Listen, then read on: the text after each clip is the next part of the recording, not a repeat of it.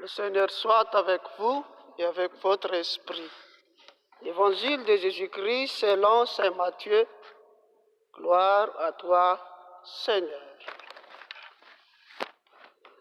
En ces temps-là, Jésus disait aux grands prêtres et aux anciens du peuple: quel est votre avis?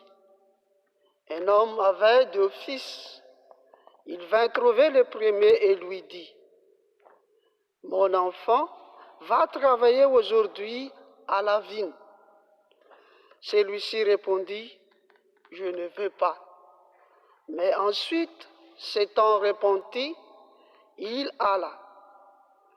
Puis le père alla trouver le second et lui parla de la même manière. Celui-ci répondit: oui, Seigneur, et il n'y alla pas. Lequel des deux a fait la volonté du Père? Ils lui répondent: le premier. Jésus leur dit: amen, je vous le déclare, le publicain et les prostituées vous précédez dans le royaume de Dieu. Car Jean le Baptiste est venu à vous sur le chemin de la justice, et vous n'avez pas cru à sa parole. Mais les publicains et les prostituées y ont cru. Tandis que vous, après avoir vu cela, vous ne vous êtes même pas repentis plus tard pour croire à sa parole. Acclamons la parole de Dieu. Louange à toi, Seigneur Jésus.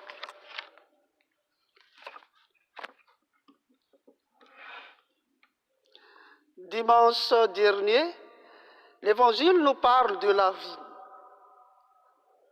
Face aux deux comportements différents de ses 2 fils, le premier refit la demande de son père. Mon enfant, va travailler aujourd'hui à ma vigne. Mais s'étant repenti, il y alla. Tandis que le second fils accepte de travailler dans la vigne, mais il n'alla pas.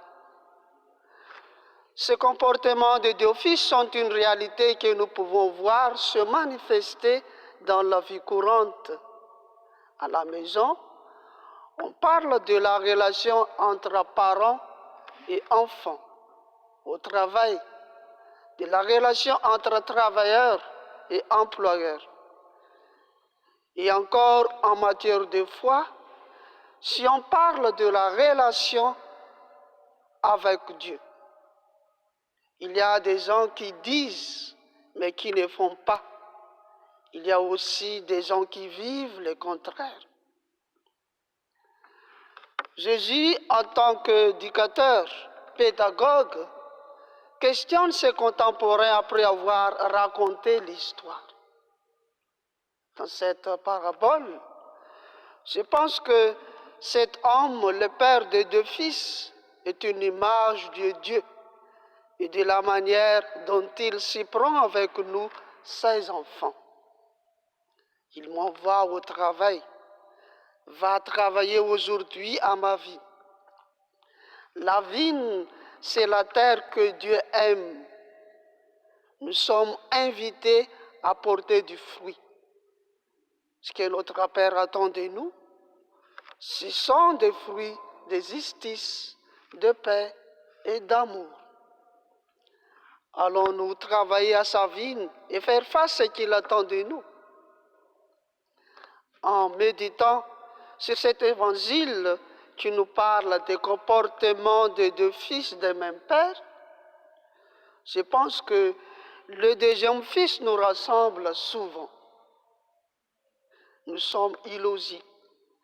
Nous disons par exemple que nous sommes croyants mais pratiquants. Nous disons oui à Dieu pour nos lèvres et non par nos actes. Ou encore, nous sommes prêts à dire ou à chanter notre credo à l'église et à faire le contraire au cours de la semaine. Et combien de fois avons-nous dit à Dieu: que ton règne vienne, que ta volonté soit faite, sans que nos comportements réels correspondent à ces belles déclarations. Mais nous voilà bien avertis. Il importe moins de dire que de faire. On ne trompe pas Dieu. Ce ne sont pas ceux qui disent « Seigneur, Seigneur » qui entreront dans le royaume des cieux, mais ceux qui font la volonté de mon Père qui est aux cieux. Et Saint Jean traduira « n'aimons pas en parole ni en langue, mais en action et en vérité ». Nous savons bien que les belles paroles et les discours ne suffisent pas, ni les oui du bout des lèvres.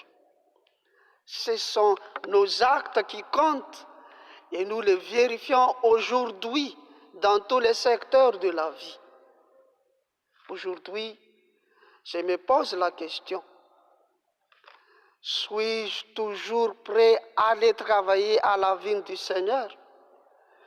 Ne suis-je pas plutôt à la fois celui dit oui et il n'y va pas, et celui dit non et il y va quand même?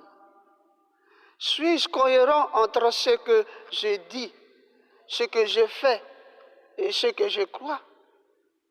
Chacun et chacune doivent réfléchir sur ces attitudes.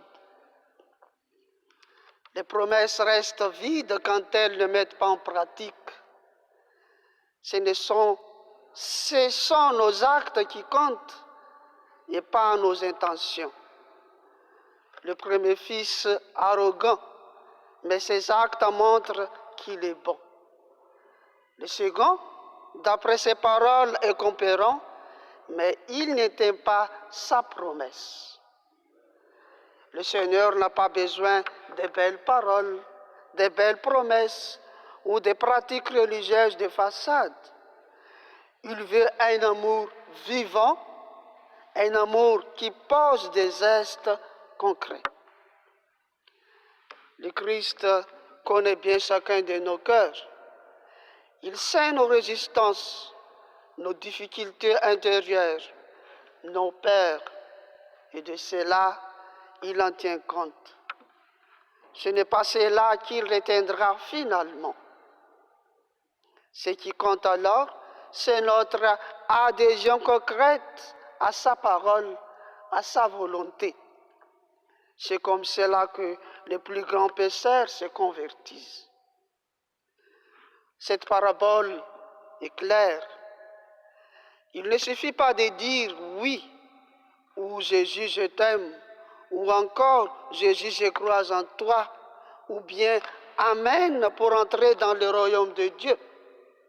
Il faut vivre ce que Dieu demande. Il faut adhérer à sa parole. C'est une parole pleine de sens que Jésus nous dit. C'est une invitation à vivre une véritable conversion de cœur et de vie. Puissons-nous aujourd'hui nous arrêter et réfléchir en regardant la vie concrète que nous vivons avec le Seigneur.